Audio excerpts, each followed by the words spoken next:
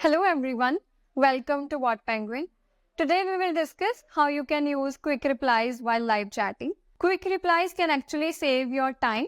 Suppose there is a long message that can be an answer to some common queries, and you have to send the message again and again to the different users for the same question. So what you can do is to add a quick reply in which you have to type the whole message once and then assign a shortcut for it. To create a new quick reply or to use a quick reply while chatting, you have to go to the inbox section on the left hand side. In the inbox section, we have the different subsections. You can manage all the bots conversations here. You can manage all your orders that have been received on your chatbot. You can also manage your leads and your contacts here, and you can manage your groups here. Groups can be used in creating broadcasts. If you want to know about any of these sections in detail, then the video link for inbox section overview will be given in the description box below, where all these sections are briefly explained. You can check that video out.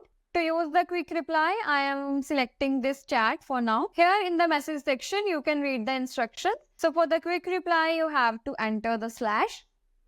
And here you can see the quick replies that I have already created. Similarly, you can add any quick replies according to your business needs.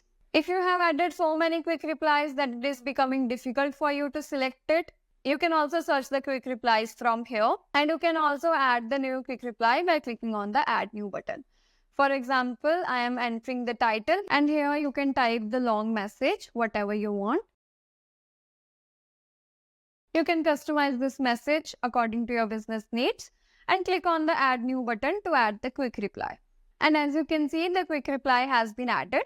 You can also edit the quick reply by clicking on this button, where you will be allowed to edit the title or the message, or you can also delete the quick reply by clicking on this delete button. So that was all about how you can use quick replies while live chatting. If you need any help, you can refer to our help documentation. The link of the same will be provided in the description box below. Thank you.